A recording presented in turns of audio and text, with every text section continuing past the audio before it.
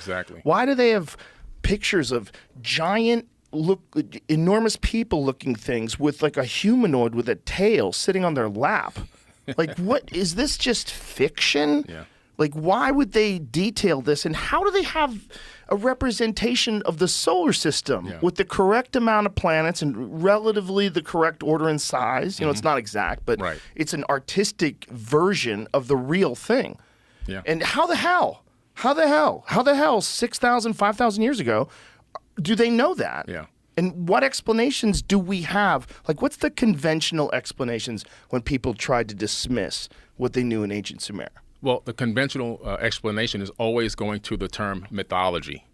They throw mythology around, you know, left and right to cover up the fact that they have no clue or idea. So they turn it into mythology so they can kind of say it's all fantasy and fairy tales, and this is how they express themselves or how they understood the universe. It's all mythology. It's all fake. But in reality, it's not all fake.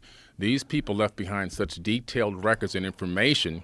It's a time capsule of information on stone tablets for us today to be able to decipher, break down, and understand, and that's what we're here to do now.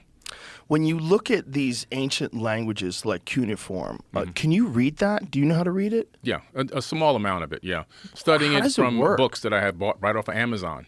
Oh. Yeah, so basically you take a stick. It looks like a stick with a kind of a curved end, right? Almost sharpened. It's called a stylus.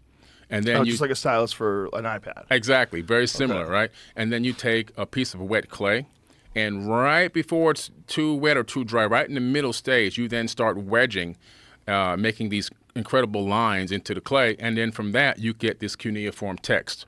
So this text literally, some of the letters actually relate to complete ideas. But it's incredible work, and it takes a long time to do. And then you have to let this thing dry, and then it becomes stone. So, if people were supposed to be trying to worry about how they're going to get their next meal, shelter for the night, and all these kind of things, who has time to sit down and write these incredible works of art like the Epic of Gilgamesh, for example? Yeah. So I think they really were writing down, and also they were transcribing information that was given to them by these quote-unquote gods with a lowercase g.